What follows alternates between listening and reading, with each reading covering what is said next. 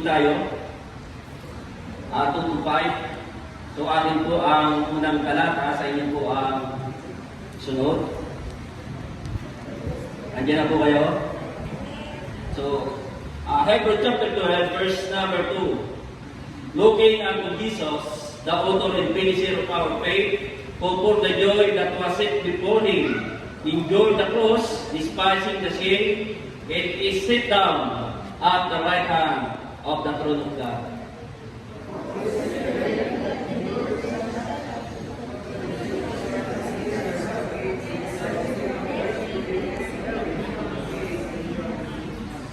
Ye have not yet resisted unto blood, striving against sin. Sabay-sabay po tayo sa 5. And we have gotten exhortation which speaketh unto you as unto children, my son, despise not thou the esteeming of the Lord, and when thou art reviewed of him. Tayo manalangin.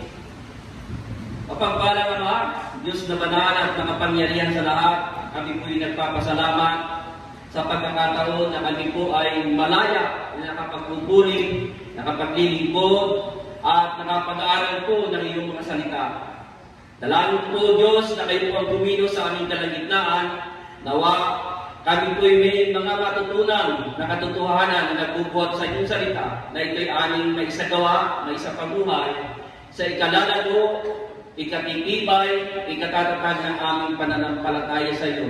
Wala pong karunungan ng mabalingkod, maliban po Panginoon na itong bigyan ito at gamitin na daluyan ng mga salita mo sa gabi ito. Kaya naway tagpuin po ang pangailangang espiritual ng bawat isa.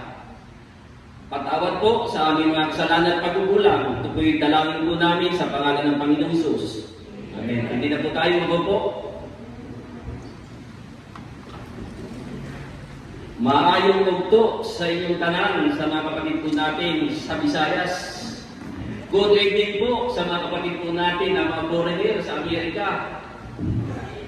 Kanina po, pinag-aaralan ko sa Litang Bicol, nakalimutan ko.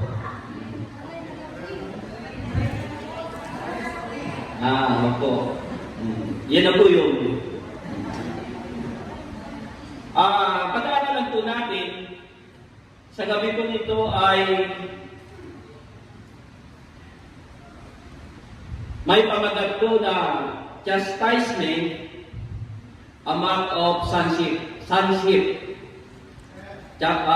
Chastisement, a mark of sonship. Sa atin po, bilang tayo po ay mananampalataya, ay hindi po tayo exempted doon po sa tinatawag na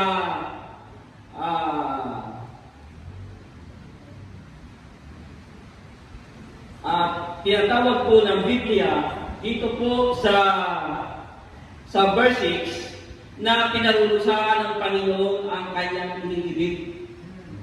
Kasi ito po ay palatandaan lamang na tayo po ay sa pagiging anak po natin, anak ng Panginoon, o tayo po ay mga Kristiyano.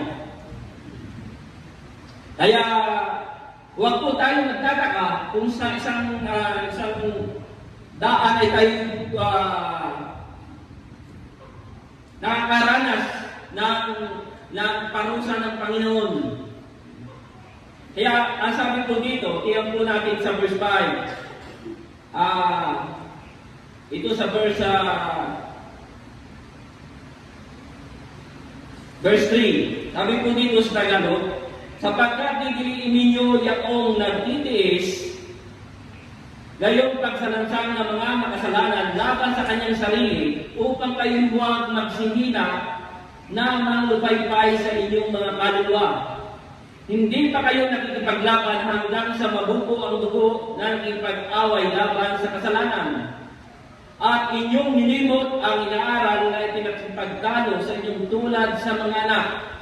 Anak ko, huwag mong waling bahala ang parusa ng Panginoon, o maglupaypay man kung ikaw ay pinagwiwitaan niya. Kasi marami po, meron po akong sasabi dito sa parusa. Kasi dito po, patungkol po ito sa parusa at pag sinabi pa, hindi lamang po parusa, may paghampas pa po dito eh. Bilang anak po tayo ng Diyos ay dinidisiplina po niya yung Kristiyano. Mayroon po dalawang uri ng tao aking pong pagsalisik. May dalawang uri ng tao, may dalawang uri ng magulang na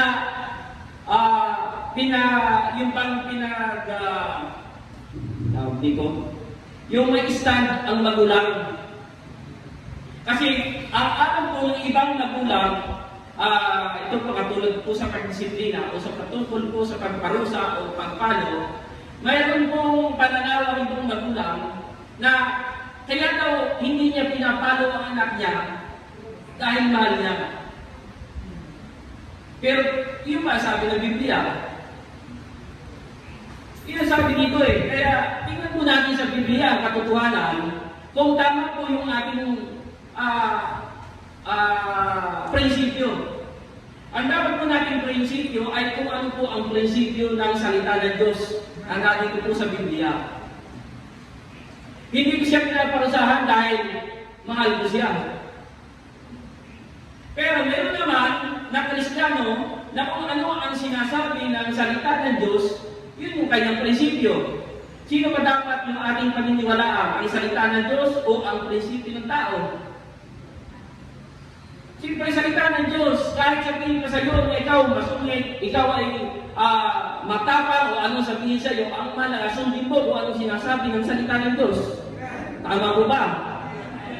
Kasi sinusunod po natin lagi yung mga advice ng mundo. Hindi po natin sinusunod kung ano yung advice o anong tinuturo ng salita ng Diyos. Dito pag binasa mo po itong chapter 12, mula po doon dito sa 3 hanggang 12, makikita po natin kung ano yung dapat sinasa pamuhay o ano yung makikita sa atin bilang tayo po ay anak ng Diyos o tayo po ay mga Kristiyano na. Kaya natin po sabi, huwag ayak at inyong nilimot ang inaaral na pinakipagtalo sa inyong tulad sa mga anak. Anak ko, huwag mong waling bahala ang parusa ng Panginoon. O mamupay-pay man kung ikaw ay pinagnilikhaan niya. Sa halip na tayo ay sumigla o tayo ay lalong magsumiglasig sa paglilingkod sa Diyos, ang nakikita po sa atin nanunupaypay. Sa ibang salita po yung nanunupaypay, yung parang nanghihina. Hinanghina ka. Siguro po itong nanunupaypay, ito po ay dinaranas ng Senyor. Na kapag sila ay kinukulang niya sa vitamina, sa iron, ang katawan, nado na po na nanginginig ng katawan, nanunupaypay na, nanghihina. Para isang Kristiyano, dapat po kapag tayo po ay pinagsasabihan, lalo na po ito ay galing sa salita ng Diyos, dapat tayo po ay natutuwa dahil ikinukulit po tayo ng salita ng Diyos. Mga kapatid, yung po dapat ang pasalamatan natin. Hindi po tayo pinagsasabihan para mapahiya, kundi tayo yung pinagsasabihan para tayo yung matuto at naiayos yung ating buhay hanggang sa pagbabalik ng Panginoon. So, hindi na po ako magtatagal yan. Sabi, verse, unang puntos po, God's love.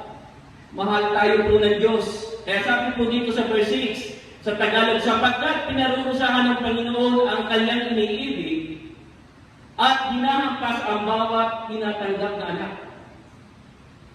Ulitin ko po, sapagkat pinarurusahan ng Panginoon ang kanyang iniibig.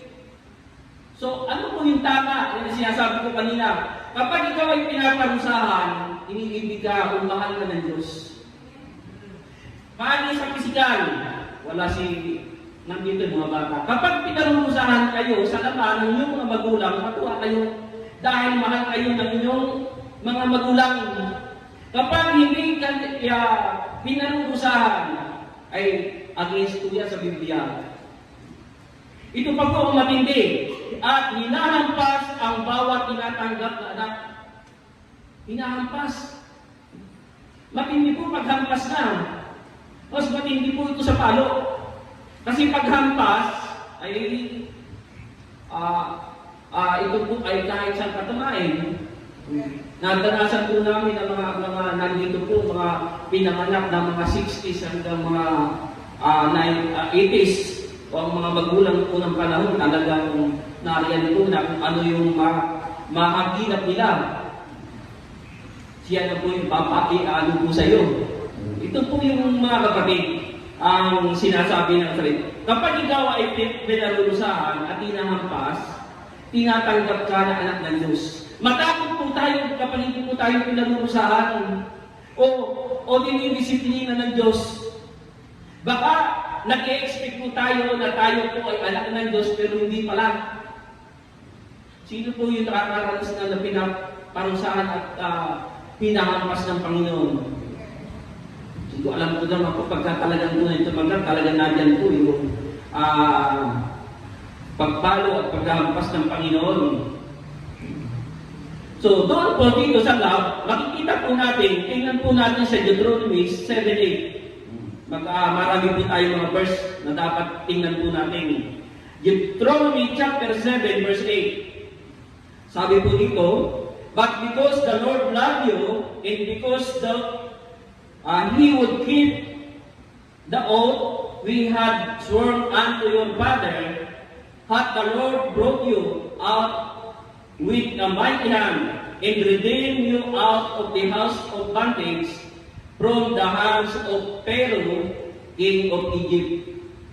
Dahil sa pag-ibig ng Diyos, hinango po tayo, hinango ang bansang Israel sa pagkaalipin. Pinalaya po sila sa pagkaalipin ng Panginoon dahil sa pag-ibig ng Diyos.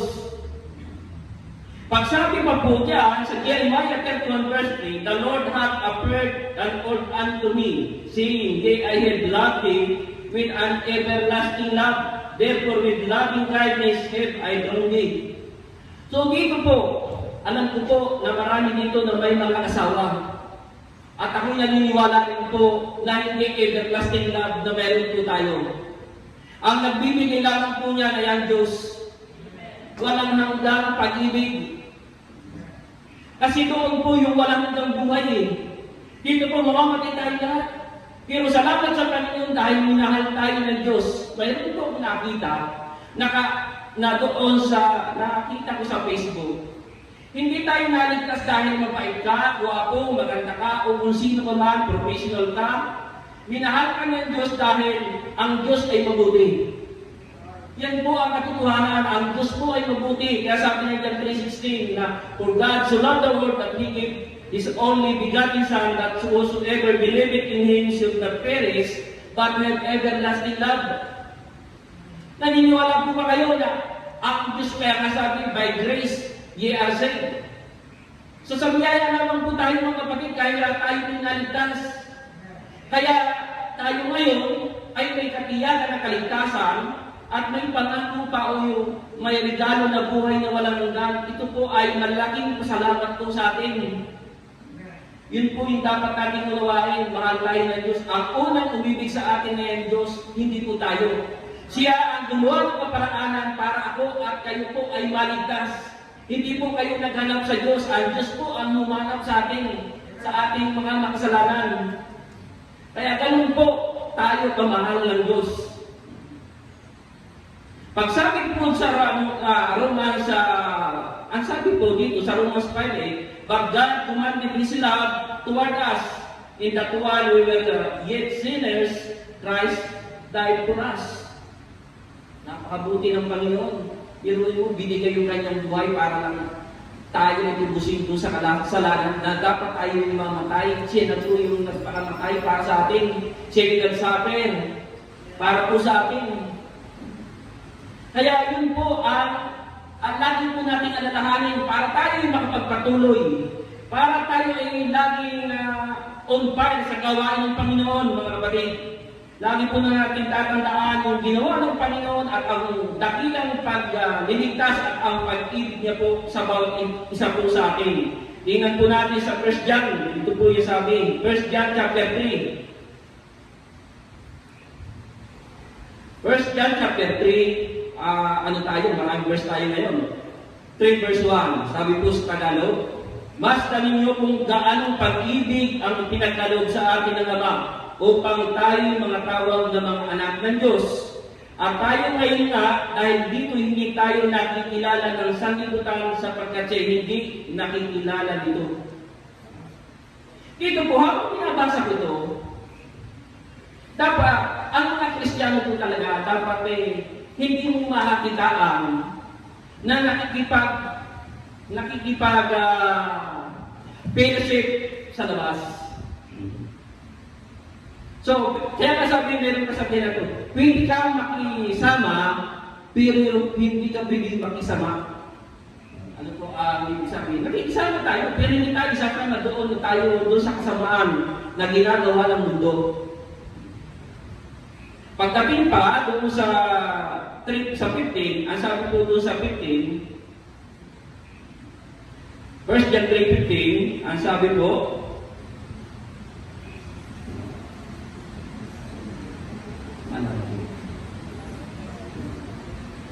First John 3:15, ang sinumang napupuot sa kanyang kapatid ay mamamatay tao, at nalalaman ninyong sino man mamamatay tao hindi pinalalahanan ng buhay na walang hanggan. Sino po ba na pupuot sa kanyang kapatid? Kapag pupuot po kayo sa akin at ako ay sa inyo, ang sabi ng Biblia, ako ay mamamatay tao. Kaya dapat ang isang Kristiyano o yung ligtas o ikaw ay anak na ng Diyos, alisin natin yung puot. Alisin natin yung galit sa ating kapwa. Igawan ka ng masama, ang nagagawan mo siya ng mabuti. Yan po ang utos ng Diyos sapagkat ang Diyos, sabi na, ang Diyos ay pag-ibig. Kaya yung lahat ang umiibig sa Kanya ay umiibig sa Kanyang kapwa. Kaya yan po ang dapat po nating tandaan, mga kapatid. So number 1, God's love. Number 2, enduring hardship. Sa verse 7, balik po tayo sa Hebrews chapter 12, sa verse 7. Ang sabi po sa verse 7, na dahil dito, dahil sa ito'y parusa, kayo nagtitiis. Inaari kayo ng Diyos na tulad sa mga anak, sapagkat alinlang anak ang hindi pinarurusahan ng kanyang ama. Napakaliwanag naman po, hindi na natin interpret. Talagang nandiyan na po ang maunawaan po natin. Kaya dapat naroon ang isang Kristiyano po ay nagtitiis. Ano man ang mangyari, kaya sabi nga ni Job, nagpapasalamat ka lang ba sa Panginoon kung tumatanggap ka ng mabubuting bagay at hindi ka magpapasalamat sa Diyos kung tumatanggap ka ng masasamang bagay? So natin po yung kanyang pagtitiis. Pagkamat natin po na dumanas siya na kung ano-anong problema sa pamilya, mga pagsubok at hirap dahil mula paa hanggang sabi dito sa puyo ay meron siya mga bukol. Pero naroon pa rin po sa kanya yung pagtatapat niya sa Diyos, naroon yung kanyang pagtitiis. Kaya number 2, enduring hardship. Sabi, tingnan po natin sa Matthew chapter 10, tingnan po natin, Matthew chapter 10, verse number 22. Sa inyo po mga Biblia, sabi po, at kayo'y kapuputan ng lahat ng mga tao dahil sa aking pangalan, datapat ang magtitiis hanggang sa wakas ay siyang maliligtas. Pagdating ng James chapter 5, verse 11,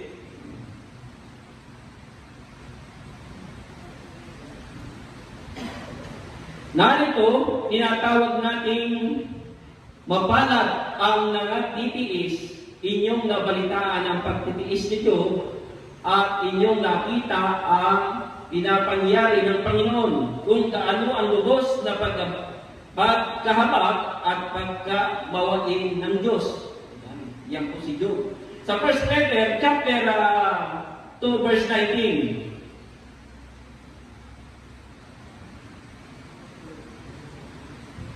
Sa 19, sapagkat ito ay kalugod-lugod kung dahil sa bubing ukol sa Diyos ay magtitiis ang sinuman ng mga tanumpayan na magbata ng di matuwid.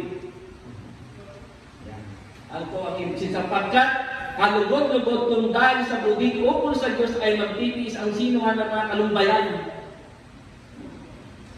Pero ang nangyayari po sa atin kapag nalulumbay, minsan at hindi na po minsan, umalayo po tayo sa gawain sa Panginoon. Minsan hindi na po nakikita rin sa church. Sa dapat lagi po tayo nandito sa church para yung kalumbayan mo ay mawala at handa kang doon sa magbaka sa ating matuwid. Kasi minsan, na-open ka, nanumumbay ka, kaya magbata ka, yung magtiis ka, para doon sa mga kapatid mo. Meron ng kasabihan ang mga may edad. May edad, alam mo, meron maraming may edad dito, na sabi, mas mapalad ang umunawa at biblikal din naman, isa ikaw ay umuwain. Kaya mapalad ang mga nagbabata sa ating matuwid.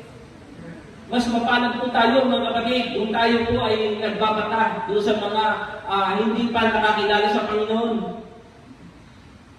Kaya yan po ang sabi, dapat mayroon po ang isang anak ng Diyos, siya po ay nagtitiis ng hirap. Nagtitiis, pag sabi enduring pagtitiis ng hirap. Enduring hardship. At bilang tayo po ay mga anak ng Diyos, ito pong aking ito po, isang araw ko po itong naghahanap po ako. Kaya pag isang tuloy nito, dahil ito po ay ilang minuto lang, isang araw ko po itong sinerch. Nasa Thompson Bible.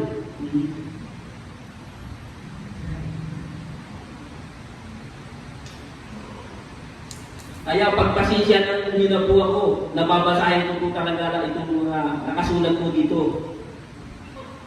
Sons of God. Bilang tayo po ay anak ng Diyos.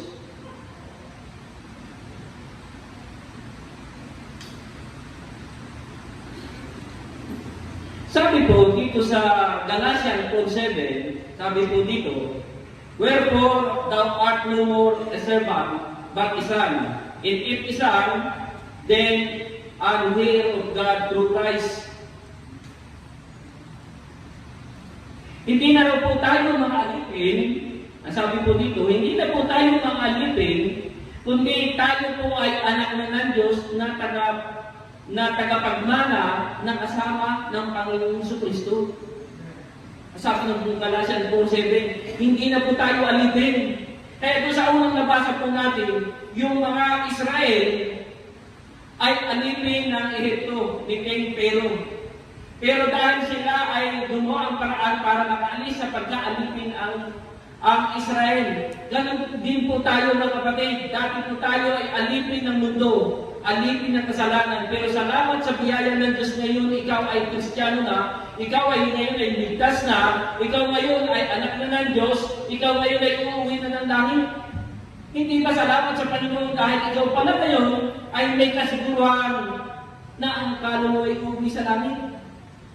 Kaya dapat doon po bilang Son of God, nakikita po sa atin na anumang mga bagay dumating sa ating buhay, tayo po ay masaya. Dahil tayo po ay nagiging kabahagi sa hirap ni Kristo. Ang nakakalungkot lang po kapag dumadanas sa mga problema, panatawag na pagsubok, at kung ano-ano, ay nalulungkot tayo. Kaya lagi po sinasabi na bakit ang tao, pag namatay siya, at kung sigurado siya, ang pupuntahan niya langit. At ang sabi doon, sa Revelation, wala nang hirap, wala nang sakit, wala nang anumang problema. Pero bakit ang tao ay ayaw pumunta doon? Sino po yung gusto pumunta doon? Sa pinangagaw ng Diyos? Wala, ako lang. Pero, Panginoon, huwag muna. Ako lang na yun. Pero, di ba, wala nang problema, wala nang sakit. Hindi ka na maghahanap po doon. Hindi ka na mga problema sa pagpaaral. Di ba? Ba't ayaw?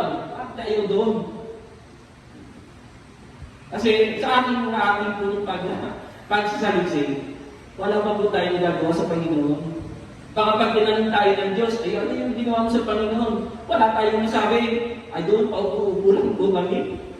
Hindi po kami nagsusulwini, hindi kami nagbabayong study, hindi kami nag-outreach, hindi kami tumutulong sa misyon. Naalala ko yung misyon, commitment po natin. Mga kapatid, patuloy po tayo magbigay sa mission commitment po natin. Halos sa kaunti na lang po ang natin na ano po natin sa commitment. Halos 30% na lang po ang nakukoleksyon. Ipanalangin po natin sa Panginoon na tayo po ay pagpalain natin mga anak buhay para po tayo makatulong sa gawain sa Panginoon, para madagdagan yung mga anak ng Diyos, dumami yung mga anak ng Diyos. Pagdating ng, natandaan po ninyo mga kapatid, noong mabubuhay pa si Pastor sabi niya, kapag napuno ito sa prayer meeting, nasa kabilang tayo, pag napuno ito, ibibigay na sa ating yung lote. Nung napuno, nung kahit yung Merkulis napuno, nagkatutuhan napuno, naibigay yung lugar na to, 2000 na to, 2009 ba o 2010? So, salamat sa Panginoon na maraming mga tao ang makakilala sa Kanya. Number 3, correction of children. Correction. Dito po, balik po tayo sa Hebrew, chapter 12.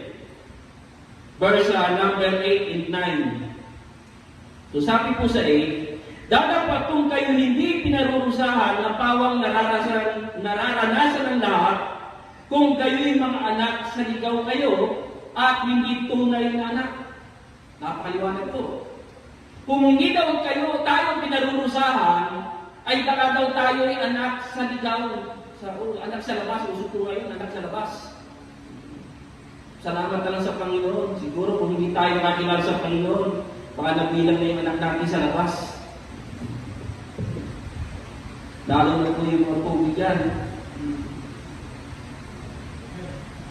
Pag nagtuturuan yung mga tatay, kasi yung pogi. So salamat sa Panginoon sapagkat ang Biblia po ay nagtuturo na kilala tayo sa Panginoon.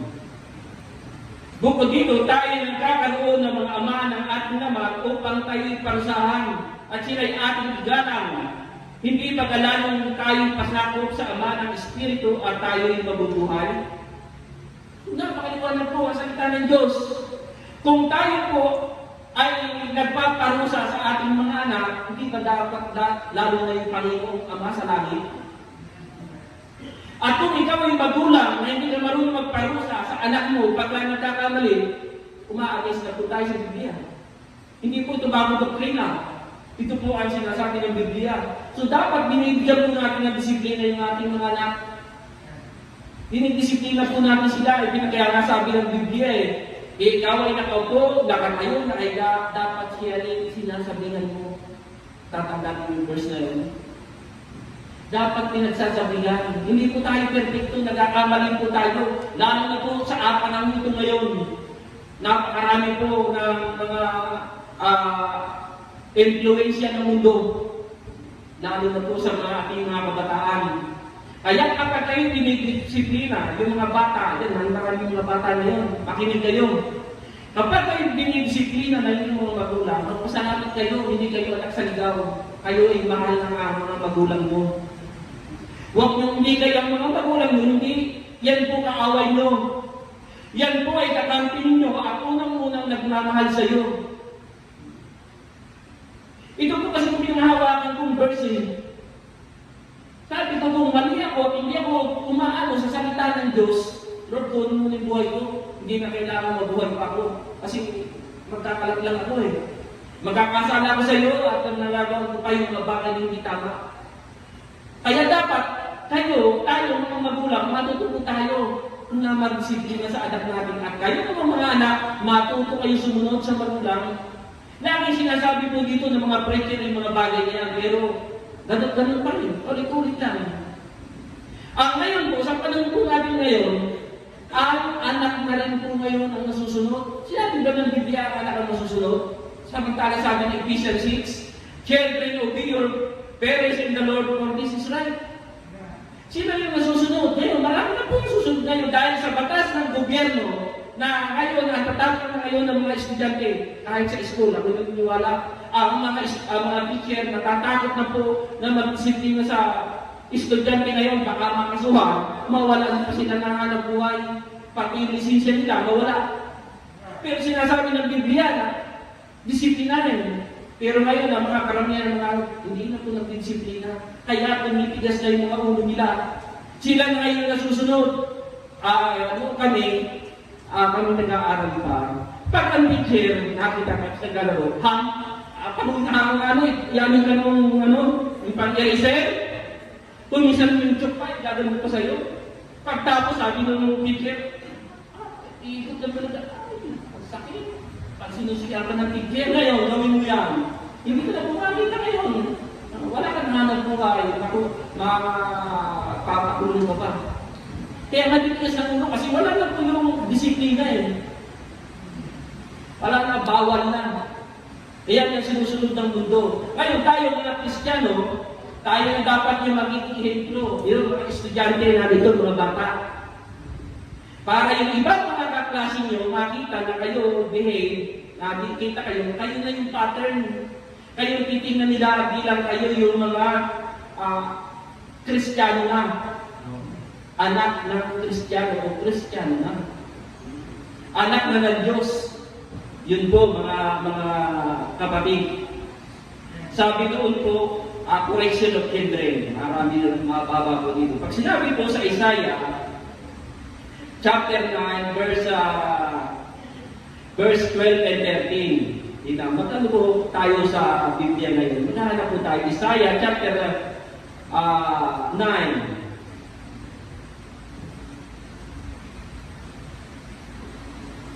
Verse 12 and 13. So, ang mga taga-Syria sa unahan at ang mga Pilistino sa likuran at kanilang lalamunin ang Israel ng bukang bibig. Sa lahat ng ito, ang kanyang galit ay hindi napawi, kundi ang kanyang kamay ay laging nakauna. Sa 13. Gayunmay, ang bayan ay hindi nagbalik loob sa kanya na sumakit sa kanila o hinanap na nila ang Panginoon ng mga buhok. Kaya nagkaroon po doon ng pag-correction sa mga anak ng Diyos sa hindi nila pagsunod sa Diyos.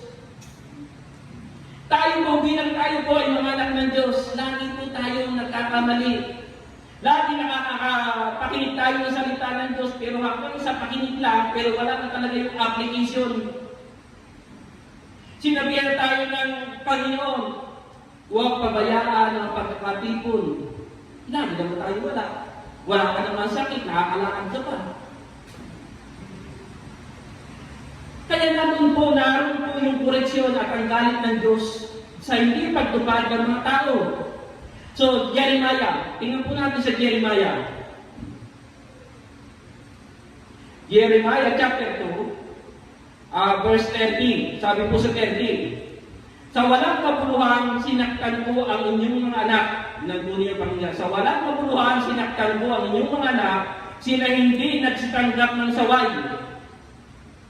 Dahil sa hindi nagsitanggap ng saway, sinaktan sila ng Panginoon. Tapos, sabi, nilamo ng inyong sariling tabak ang inyong mga propeta na parang manglilipol ng leon.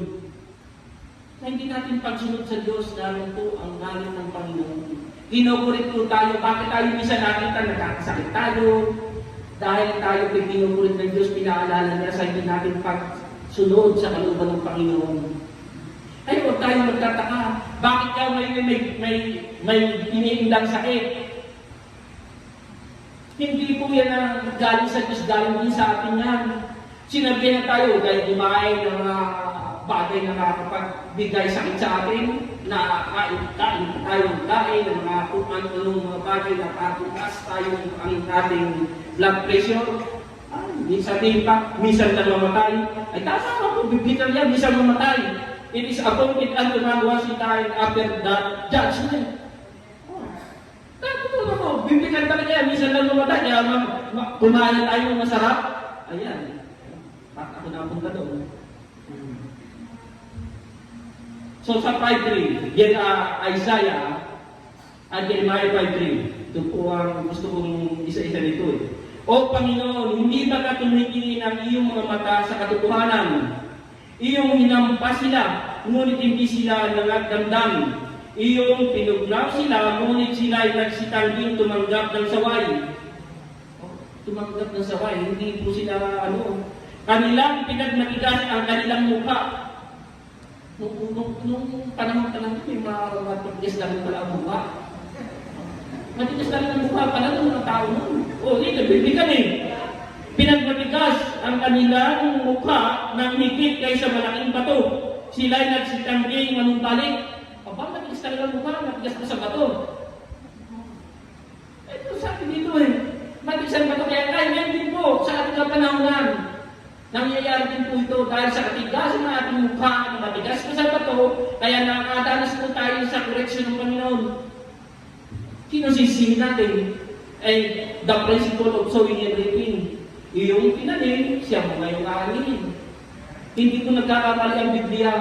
Kung masama ang iyong tinanim, masama yung aanin. Kung mabuti ang iyong tinanim, mabuti yung aanin.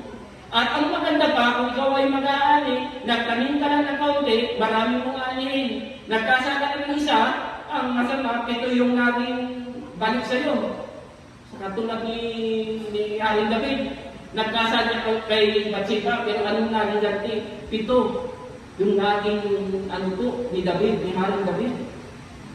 Kaya tinan mo ay dahil mo sinasabi, yung may isang buti lang tinanim mo, pag dumami, 1,000 buti yung ani mo. Tumutubo po yung kasalanan. Kaya yun po ang sabi, they refuse to return. Refuse to return, sabi ng Jeremiah 5:3. Sa Amos, sabi ng Amos 4:9, they have not returned unto me. Sa Zephaniah 3:7, surely thou wilt fear me and receive instruction. Revelation 6:11, and blasphemies the God of heaven. Namusong po sila, yung mga namumusong sa Diyos. Kinukulit po yan ng Diyos. Hindi po yan pwede. Yung ginawa natin po ng mga bagay na taliwas sa kalooban ng Diyos, pagbabayaran po natin. Ikukulit po tayo, pilit ng Diyos kung tayo anak ng Diyos. Ngayon, kung hindi na kinukulit ng Diyos, mag-isip tayo ngayon. Baka mamaya, sabi natin na tayo ng Diyos, pero sa ating palagay lang. Isipin natin mabuti kung hindi tayo pinarurusahan ng Diyos at hindi tayo hinahampas ng Diyos, mag-isip po tayo. Lalo si Pastor Ed, yan yung laging sabi niya, mag-isip-isip ka, baka akala mo lang yan. Kung ngayon, wala yung bunga ng ating espiritu nakikita sa atin. Hindi pa muli yung lahat para po tayo ay magbalik loob sa Diyos. Panampalatayanan natin siya bilang Panginoon at tagapagligtas ng ating buhay at natin po tayo ay maging anak ng Diyos. Number 4, bibilisan, the purpose of chastisement. The purpose of chastisement. Yan. Tingnan po natin, balik po ulit tayo doon sa Hebrew. Hebrew chapter 12, ano pa ang purpose ng parusa? Sabi po tayo sa verse 10, sapagkat katotohanan tayo pinarurusahan ilang araw ayon sa kanilang nilagaling, ngunit siya sa pakinabangan natin upang tayo makabahagi ng kanyang kabanalan. Yan po pala ang dahilan sa kapakinabangan ng bawat isa po sa atin kung bakit tayo pinarurusahan. Kaya kung ako isang limbawa ay nagpaparusa sa aking anak, hindi po para sa akin, para sa kanya. Siya po yung magbibinipisyo isang araw. Tayo po yung magbibinipisyo. Kaya pasalamatan natin kapag tayo po ay tinutuwid o pinarurusahan po tayo ng ating mga magulang. Sabi sa ibigay, lahat ng parusa na ngayon ay di naman din hindi ikaliligaya kundi ikalulungkot. Ang sumulat po nito, taga Marindugi at Susi, Brother Roy, tila man din, nakalagay dito, may pinabasa po kayo dyan. Kundi kalulungkot. Parang kayo. Tila madlin, hindi ka ligaya, kundi ikaw. Yan po pala, ang layo ng purpose pala, kung bakit tayo pinaruusahan, ay para po, ang sabi dito, para sa kapakinabangan at makabahagi ng kanyang kabanalan. Ang langit po ay hindi tinatanggap doon yung mga magsalanan. Hindi po tinatanggap doon yung hindi ligtas, hindi anak ng Diyos. Kaya dito pa lang, pinapraktis na tayo po ay maging banal. Kaya nga, kinakita po natin dito mga makalangit na awitin. Ako po'y nalulungkot minsan. Marami akong Kristiyano nakikita. Pag dito, Christian zone. Pagdating dun sa labas, worldly zone. Nang gagalain yung mga liig para mapapatinda yung liig dito sa liig. Nagpapraktis sa mundo, nagpapraktis sa langit. Saan ka ba talaga, kapatid? Alam niya ka, ito naman Nagpapraktis ng mga mundo, nagpapraktis ng nakalangit. So dapat ang isang Kristiyano po, nagpapraktis ng kabanalan, kasi yung pupunta natin po ay lugar ng banal, hindi po pindiroon yung mga magsalanan. Kaya isang araw, aanin mo yan. Kanta ng mga makamundo, tingnan natin. Aanin mo niya. Babayad ka rin sa Panginoon. Kaya sabi po dito, tiyan mo, mga ako po ay 5 minutes lang. Thessalonians, dito po sa ito, sa 1 Thessalonians 3:13.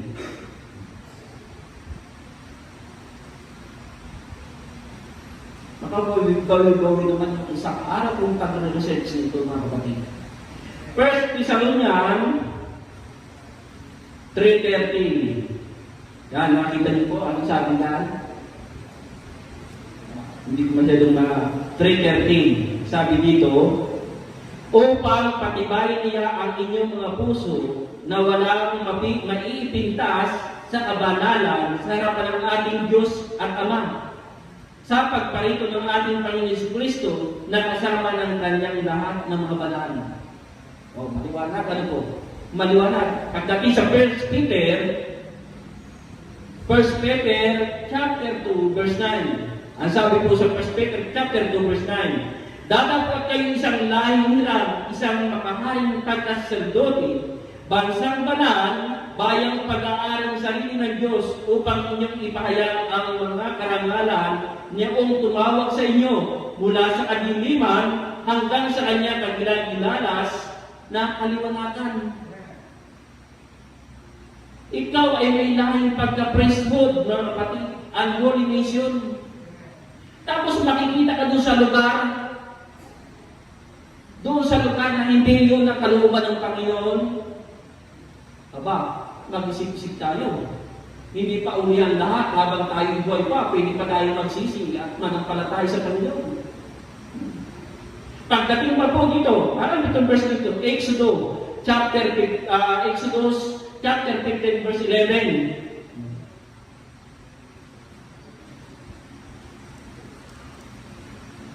Sabi po sa 11, sinong kaya mo o Panginoon sa mga Diyos? Sinong kaya mo maluwalhati sa kabanalan, nakasisindak sa pagpuri at gumagawa ng mga kababalaghan? Walang katulad ng Diyos. Pag sinabi pa ng Isaiah, 1 Samuel 6:20, who is able to stand before this holy Lord God? Pag sabi ng Psalms 99 verse 9, Lord our God is holy. Ang Diyos na ating Panginoon ay banal. Pag sinabi ng Isaiah chapter 6 verse 3, holy, holy is the Lord of hosts. Banal ang Diyos. Pag sabi po ng Revelation 15:4, for thou only art holy. Siya lamang po ang banal. At kung ang Diyos ay banal, tayo anak ng Diyos, dapat makakita po tayo ng kabanalan. Oo, hindi tayo perfect. Pero hindi po dapat tayo namumuhay kung sa kasalanan. Sabihin, tao lang niya, pinapasal. Tao na Mahirap ulit tayo lagi kung buhay, hindi mo tatagutin yan. talo na kung tatanggapin niya, hindi o aso o ano yan. Tao na eh. Pero dapat tayo, kaya kasabi ng 2 Corinthians, if any man is in Christ, he is a new creature. All things are passed away, behold, all things are become new. Minado na tayo ng Panginoon. Mayroon na pong bunga yung pagtanggap natin sa Diyos. Binago na tayo ng Panginoon. Kaya yun po ang maganda po ay ito. Dito na po tayo sa nasa conclusion na po tayo. 1 minute na lang. Ang sabi po doon sa Hebrew, din patuloy po tayo.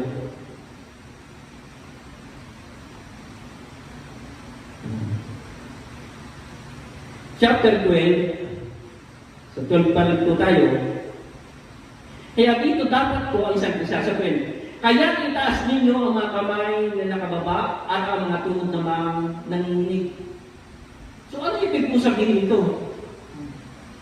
Ito po yung nananalangin. Pero dahil tayo po, si Satanas ay hindi tumitigil na tayong tuksoin.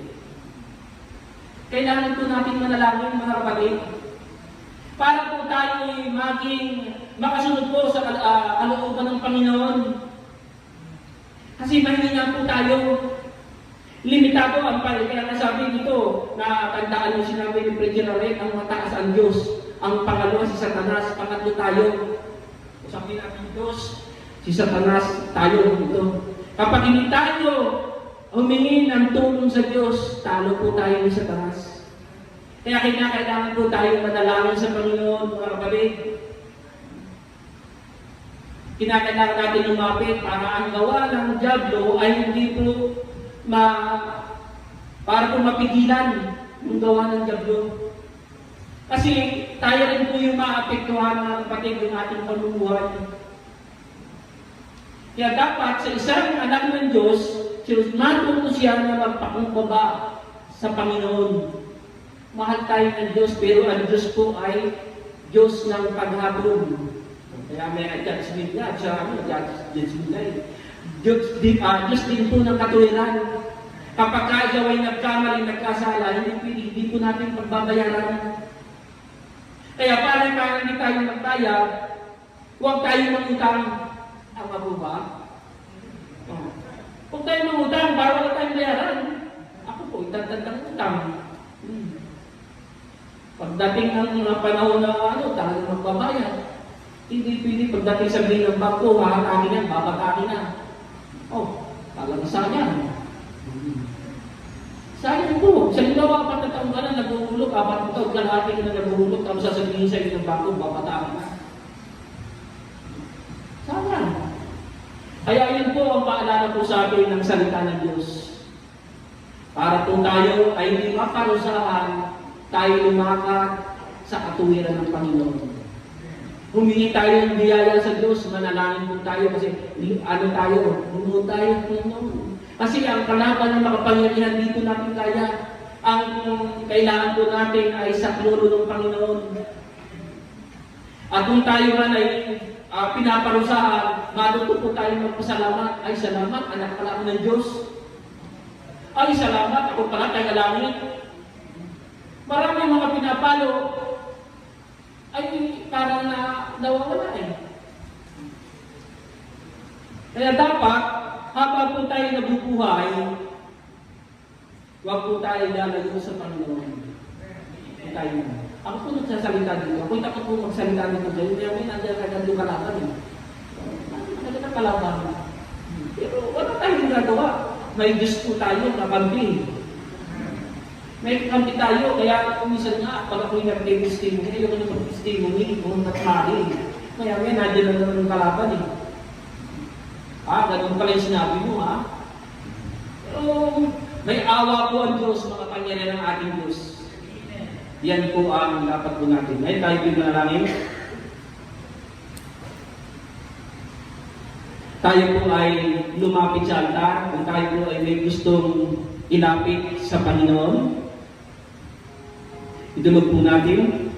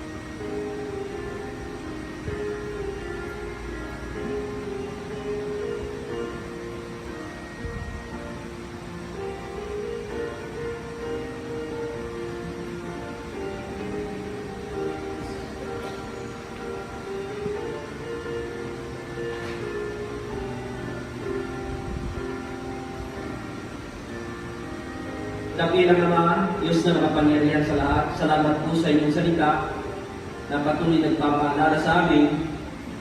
Salamat po sa katotohanan na hayaan sa aming kalagitnaan. Tulungan po ang bawat isa na ibinisigawa, may isang buhay bilang anak po ninyo. Salamat po sa iyong pag-ibig. Salamat po sa koleksyon. Salamat po sa parusa. Salamat po dahil kami po ay binilang mo bilang anak mo. Kaya Ama, naway tulungan po kami sa aming mga nakarin, sa aming pamumuhay. Makita nawa kami na kami ay lumalakad sa iyong katuwiran. At sa mga personal na ilapit ng iyong anak, kayo po nawa ang tutugo na naayon sa iyong kalooban. Sa mga panahon na kasama po namin sa ganito, nawa ang salita mo ang siyang patuloy na magbukas ng mga puso patungkol po sa iyo. Kayo po ang magbibigay ng kaligtasan at regalo na buhay ng walang hanggan sa mga anak mo ng Panginoon. Kaya Ama, sa gabi ito, pinupuri na namin nasasalamatan at nawa kayo po ang siya namin may taas at nawalhati. Maraming salamat po sa pribileyo na pinagkaloob mo sa amin at sa pagpapala mula sa inyong salita. Ang lahat po'y dalangin po namin sa pangalan ng